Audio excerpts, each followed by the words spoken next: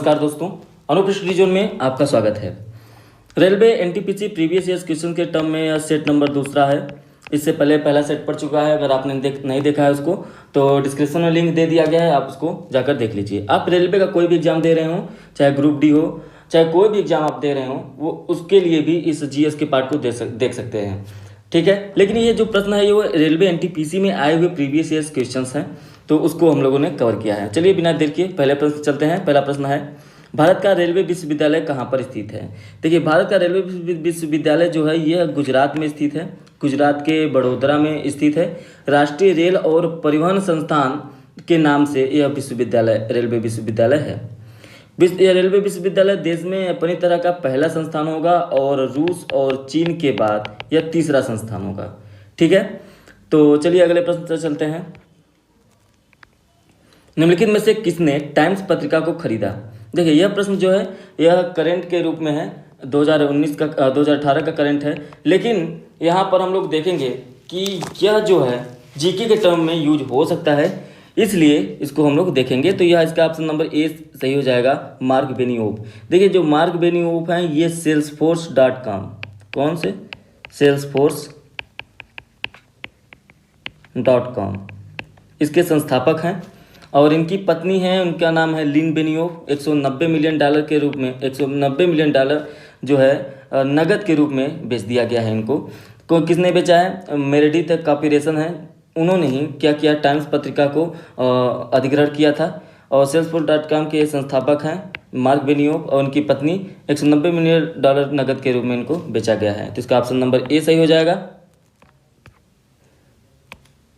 Next है, times person of the year के रूप में किसे नामित किया गया है? Times person of the year, देखिए यह भी करंट का प्रश्न है, 2018 से पूछा हुआ है, तो इसका ऑप्शन नंबर सी सही हो जाएगा। टाइम्स पत्रिका ने times person of the year 2018 के लिए पत्रकारों के एक समूह जिन्होंने सच्चाई के संरक्षक, इसको याद रखिएगा, सच्चाई के संरक्षक, ठीक है, सच्चाई के संरक्षक उनको कहा जाता है, उन्होंने 4 कवर जारी किए थे। टाइम्स पत्रिका ने पत्रकारों के एक समूह का नाम दिया और जिसमें हत्यारे सऊदी असंतुष्ट जमाल खशोगी, इनको ही Times person of the year बताया गया है। तो इसका ऑप्शन नंबर कौन सा होगा? जमाल खशोगी। और 2019 की बात करें, 2019 में किसे दिया गया? तो 2019 में ग्रेटा थनबर्ग, इनको इसलिए दिया गया क्योंकि ये पर्यावरण के बारे में जानकारी मतलब कि आवाज़ उठाई थी। इनकी उम्र जो थी वो 16 वर्ष की थी, इसलिए इन्हें times person of the year 2019 के क्या किया गया, उनसे नामित किया गया है। चलिए अगले प्रश्न देखते हैं। अगला प्रश्न है, निम्न में से किस देश ने प्रधानमंत्री नरेंद्र मोदी को जायद पदक से सम्मानित किया है? यह जो करंट का प्रश्न है तो यह जीके के टर्म में भी यूज हो सकता है अभी। तो इसका ऑप्शन नंबर कौन सा हो जाएगा? ऑप्शन नंबर ए, संयुक्त अरब अमीरात, यूएई। प्रधानमंत्री नरेंद्र मोदी को संयुक्त अरब अमीरात और भारत के बीच संबंधों को मजबूत करने के प्रयासों के लिए इनको यह पदक दिया गया है, या कह सकते हैं कि यह जायद पदक से सम्मानित किया गया है। ठीक है, जायद पदक जो है वो यूएई का सर्वोच्च पदक है जो राजाओं, राष्ट्रपतियों या राज्यों के प्रमुख को प्रदान किया जाता है। ठीक है, नेक्स्ट है, निम्नलिखित में से किसने भौतिकी में नोबेल पुरस्कार जीता? देखिए, जो भौतिकी में नोबेल पुरस्कार जीता है यह 2018 का है। ठीक है, 2018 का। तो भौतिकी में नोबेल के लिए इसका ऑप्शन नंबर डी सही हो जाएगा। ये तीनों जो हैं, इन तीनों लोगों को, जेरार्ड मोरो, आर्थर एस्किन और डोना स्ट्रिकलैंड, तीनों लोगों को नोबेल पुरस्कार दिया गया है भौतिकी के क्षेत्र में। ठीक है, देखिए ये 2018 के टर्म में है। और 2019 की बात करें नोबेल पुरस्कार में भौतिकी के क्षेत्र में, तो ब्रह्मांड के राज को खोलने के लिए जेम्स पीबल्स, मिशेल मेयर और डिडियर क्यूलॉज को भौतिकी के नोबेल से नवाजे जाने की घोषणा की गई है। कनाडियन अमेरिकन वैज्ञानिक जेम्स पीबल्स को भौतिकी ब्रह्मांड में विज्ञान में सैद्धांतिक खोज के लिए और स्विस वैज्ञानिक मिशेल मेयर और डिडियर क्यूलॉज को संयुक्त रूप से एक्सोप्लैनेट की खोज के लिए सम्मान दिया गया है। ठीक है, तो ये 2019 को हो गए। अगला प्रश्न देखते हैं। निम्नलिखित में से किसे रसायन विज्ञान में नोबेल पुरस्कार जीता? ठीक है, किसने रसायन विज्ञान में नोबेल पुरस्कार जीता है? तो इसका ऑप्शन नंबर कौन सही हो जाएगा? Option number D. ये भी 2018 के नोबेल पुरस्कार के विजेताओं की सूची है जो कि रसायन विज्ञान के क्षेत्र में नोबेल पुरस्कार जीते हैं। तो इसका ऑप्शन नंबर कौन सही हो जाएगा? Option number D. ठीक है, देखिए अब इस क्षेत्र में यह देख लेते हैं कि 2019 के टर्म में किसने जीता। 2019 में जॉन बी गुडएनफ, लिख देते हैं जॉन बी गुडएनफ और एम स्टैनली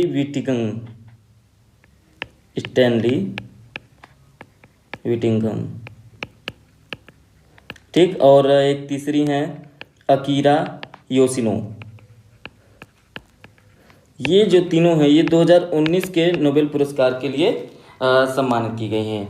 अब आपको बता दें कि जो 2020 का है, चाहे वो फिजिक्स का हो, चाहे रसायन का हो, या किसी भी क्षेत्र में हो, जो साहित्य के क्षेत्र में जिस भी क्षेत्र में नोबेल पुरस्कार दिया जाता है, तो 2020 का कोरोना काल की वजह से 2020 का यह कैंसिल हो गया है।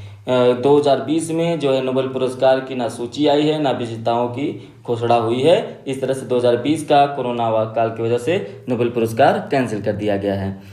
तो चलिए अगला प्रश्न देखते हैं। अगला है, भारत में आयुष्मान भारत दिवस कब मनाया जाता है? भारत में आयुष्मान भारत दिवस कब मनाया जाता है? तो इसका ऑप्शन नंबर कौन सा सही हो जाएगा? ऑप्शन नंबर ए, 30 अप्रैल को। 30 अप्रैल को देश भर में आयुष्मान भारत दिवस जो है वो मनाया जाता है। ठीक है, आयुष्मान भारत कार्यक्रम का जो उद्देश्य है वो है कि प्राथमिक स्वास्थ्य केंद्रों को खोलकर और वार्षिक आधार पर 5 लाख का बीमा प्रदान करना, और 5 लाख का जो कवर बीमा है उसको प्रदान करके गरीब लोगों को आसानी से उपलब्ध कराना और चिकित्सा के जो हैं सुविधाएं प्रदान करना। ठीक है, तो इसका ऑप्शन नंबर ए सही हो जाएगा, 30 अप्रैल। अगला प्रश्न देखते हैं। अगला प्रश्न है, निम्नलिखित में से किसे सफ़र की पहल शुरू की? सफ़र पहल की शुरुआत किसने की? तो इसका ऑप्शन नंबर बी सही हो जाएगा, WHO, वर्ल्ड हेल्थ ऑर्गेनाइजेशन। विश्व स्वास्थ्य संगठन ने शराब से होने वाली जो मृत्यु और विकलांगता को रोकने के लिए और उसको कम करने के लिए सफ़र नामक यह एक नई पहल है, और इसकी जो टेक्निक है इस पैकेज को क्या किया है? शुरुआत की है, उसका शुरू किया है। देखिए सफ़र का मतलब होता है इसमें क्या क्या मतलब चीज़ें आती हैं। सफ़र में याद रखिए कि शराब की उपलब्धता पर प्रतिबंधों को मजबूत करना, अग्रिम और लागू ड्रिंकिंग काउंटर मेसर्स, ये हो गया। और उसके बाद स्क्रीनिंग, संक्षिप्त हस्तक्षेप और उपचार तक पहुंच की सुविधा, शराब के विज्ञापन, प्रयोजन और प्रचार पर प्रतिबंध या व्यापक प्रतिबंध लगाना, जो कि प्रचार होते रहते हैं तो उस पर प्रतिबंध लगाने के लिए WHO जो है यह पोर्टल जो है जारी की है, पहल शुरू की है इसकी। आबकारी करों को और मूल्य निर्धारण नीतियों के माध्यम से शराब की कीमत को बढ़ाना भी इसके अंतर्गत ही आता है। ठीक है, तो ये रहा सफ़र पहल की। तो ये जीके के टर्म में भी यूज हो सकता है, आगे चल के ये प्रश्न बन सकता है। ठीक है, तो इसको याद रखिएगा। चलिए अगले प्रश्न देखते हैं हम लोग। अगला प्रश्न जो है वह है कि इनमें से कौन से दिन भारत के संविधान दिवस के रूप में मनाया जाता है? भारत का संविधान दिवस अगर आपसे पूछ लिया जाए कब मनाया जाता है, तो यह मनाया जाता है 26 नवंबर को। ऑप्शन नंबर सी, 26 नवंबर को 1949 को। 1949 में इस दिन भारत के संविधान को अपनाने के लिए 26 नवंबर को हर साल जो है संविधान दिवस मनाया जाता है। 26 जनवरी 1950, 26 जनवरी 1950 को यह पूर्ण रूप से क्या हुआ? लागू हुआ था। इसलिए 26 जनवरी 1950 को गणतंत्र दिवस भी मनाया जाता है। अगला प्रश्न देखते हैं। अगला प्रश्न है, ब्रह्म समाज की स्थापना किसके द्वारा की गई? तो ब्रह्म समाज की जो स्थापना है वह की गई राजा राम मोहन राय के द्वारा। यह प्रश्न जो है कई बार रिपीट हो चुका है, तो इसको आप लोग याद रखिए। 20 अगस्त 1820 को, माफ करिएगा 1828 को, 20 अगस्त 1828 को कलकत्ता में राजा राम मोहन राय द्वारा जो है ब्रह्म समाज की स्थापना की गई। अगला प्रश्न है, 1026 ईस्वी में सोलंकी राजवंश के राजा भीमदेव प्रथम ने किस मंदिर का निर्माण करवाया? तो ये जो है इसका ऑप्शन नंबर ए सही हो जाएगा, सूर्य मंदिर। मोढेरा में है सूर्य मंदिर, 1026 में सोलंकी राजवंश के राजा थे भीमदेव प्रथम, उन्होंने ही बनवाया था। और यह कहाँ पर है? गुजरात में। गुजरात में कहाँ पर? गुजरात में मेहसाणा जिले में। ठीक है, मेहसाणा जिले में। अगला प्रश्न देखते हैं। अगला है, भारत में 14वें प्रधानमंत्री कौन है? तो ये आप सभी लोगों को पता है कि भारत में जो 14वें प्रधानमंत्री हैं वो हैं नरेंद्र मोदी जी। और इसके बाद वर्तमान में जो हैं वो भी प्रधानमंत्री नरेंद्र मोदी ही हैं। उन्होंने 26 मई 2014 से उनको चुना गया है। ठीक। नेक्स्ट है, उत्तर प्रदेश के मुख्यमंत्री कौन है? तो इसका ऑप्शन नंबर सी हो जाएगा, योगी आदित्यनाथ। नेक्स्ट देखते हैं, तेलंगाना की राजधानी क्या है? देखिए, आपको अगर आप रेलवे का एग्जाम देने जा रहे हैं तो जो भी करंट में मुख्यमंत्री, राज्यपाल, पूरे भारत में पूरे राज्य के मुख्यमंत्री की और राज्यपाल की, ये सारी चीज़ें सभी लोगों के नाम को याद रख के जाना है। ये यहाँ से प्रश्न बनते हैं। और पूरे राज्य की और केंद्र शासित प्रदेश की राजधानी को भी याद करके जाना है। ठीक। एक प्रश्न जो है इनसे 100% श्योर के साथ बनते हैं। तो रेलवे में यह चीज़ है, आपको 1 नंबर जरूर मिल जाएगा। ये तीनों चीज़ें आपको याद करके जाना है।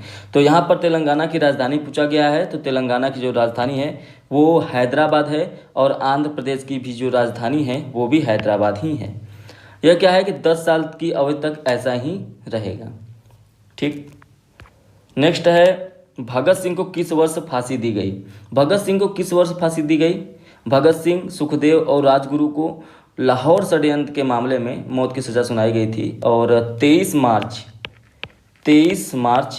1931 को, तो इसमें ऑप्शन नंबर बी सही हो जाएगा। 1931 को क्या की गई थी? फांसी दी गई थी। अगला प्रश्न है, कॉमनवेल्थ गेम्स में भारत में पहली बार किस वर्ष आयोजित किए गए थे? तो कॉमनवेल्थ गेम्स जो है भारत में पहली बार, इसका ऑप्शन नंबर कौन सा सही हो जाएगा? ऑप्शन नंबर बी, 2010 में आयोजित की गए थे। कहाँ पर? नई दिल्ली में। कहाँ पर आयोजित की गई थी? नई दिल्ली में आयोजित की गई थी। ठीक। नेक्स्ट है, गांधी इरविन समझौता किस वर्ष में हस्ताक्षरित किया गया था?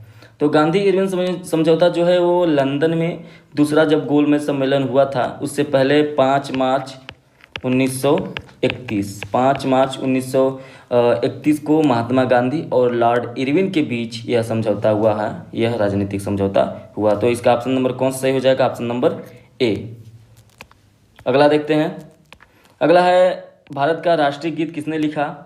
तो भारत का राष्ट्रीय गीत लिखे हैं वंदे मातरम है भारत का राष्ट्रीय गीत, बंकिम चंद्र चट्टोपाध्याय। इसका ऑप्शन नंबर ए सही हो जाएगा। भारत के राष्ट्रगान की बात करें तो जनगण मन अधिनायक जय हैं, यह है। और उसको किसने लिखा है? रविन्द्रनाथ टैगोर ने। तो इसका ऑप्शन नंबर ए सही हो जाएगा, राष्ट्रीय गीत वंदे मातरम। अगला है, भीमबेटका गुफाएं कितनी प्राचीन हैं, कितनी साल पुरानी हैं, यह पूछा जा रहा है। तो इसका ऑप्शन नंबर बी हो गया। माना जाता है कि जो भीमबेटका गुफाएं हैं वो लगभग 30,000 साल पुरानी है। तो ऐसा माना जाता है। इसमें कुछ प्रागैतिहासिक गुफा चित्र भी हैं।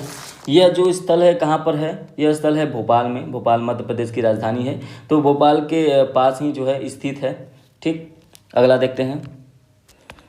नेक्स्ट है, दुनिया की सबसे ऊंची इमारत कौन सी है? तो दुनिया की सबसे ऊंची इमारत बुर्ज खलीफा है। इसका ऑप्शन नंबर सी सही हो जाएगा। बुर्ज खलीफा दुनिया की सबसे ऊंची इमारत है जो 828 मीटर ऊंची है। और उसके बाद चीन की बात करें तो संघाई टावर है 632 मीटर, संघाई टावर है। ठीक है। और चीन जून की अगर ऊंचाई की बात करें तो चीन जून की ऊंचाई है 527.7 मीटर। तो ये भी आपको याद रखना है। चीन जून की कितनी है? 527.7 मीटर। और संघाई टावर की है 632। और जो है बुर्ज खलीफा है वो 828 है। तो इसका ऑप्शन नंबर जो है सी सही हो जाएगा। ठीक है। अगला देखते हैं। अगला है, इनमें से कौन सी दुनिया का सबसे ऊंची प्रतिमा है? तो दुनिया की सबसे ऊंची प्रतिमा कौन सी है? स्टैचू ऑफ यूनिटी है। देखिए, इसका ऑप्शन नंबर डी सही हो जाएगा। तो स्टैचू ऑफ यूनिटी जो है दुनिया की सबसे ऊंची प्रतिमा है और जो लगभग क्या 182 मीटर ऊंची है। और सरदार वल्लभ भाई पटेल की ये जो प्रतिमा है ये भारत में है। भारत में कहाँ पर? गुजरात में। नेक्स्ट प्रश्न, सिक्के भारत के किस शहर में ढाले जाते हैं? भारत के किस शहर में टकसाल है, जहाँ पर सिक्के ढाले जाते हैं उसको टकसाल कहते हैं, मिंट कहते हैं। तो इसका ऑप्शन नंबर 20 सही हो जाएगा, हैदराबाद में। तो सिक्के हैदराबाद, मुंबई, नोएडा और कोलकाता में जो है 4 सरकारी टकसाल हैं। तो इसको आप याद रखिएगा, कहाँ कहाँ पर? हैदराबाद, जिसका ऑप्शन नंबर 20 सही हो जाएगा इस प्रश्न का। इसके अलावा मुंबई में भी डाले जाते हैं और कोलकाता में, उसके अलावा नोएडा में। तो ये 4 जगह हैं जो जहाँ पर सरकारी टकसाल हैं। अगला प्रश्न देखते हैं। अगला प्रश्न है, पश्चिमी शिक्षा भारत के किस स्वतंत्रता सेनानी द्वारा शुरू की गई थी? तो इसका ऑप्शन नंबर सी सही हो जाएगा, राजा राम मोहन राय के द्वारा। ऑप्शन नंबर सी सही हो जाएगा। पश्चिमी शिक्षा भारत में राजा राम मोहन राय द्वारा शुरू की गई थी। उन्होंने भारत में शिक्षा प्रणाली के कल्याण में सबसे अहम रूप जो था कि वो उन्होंने अपने पैसे लगाए थे।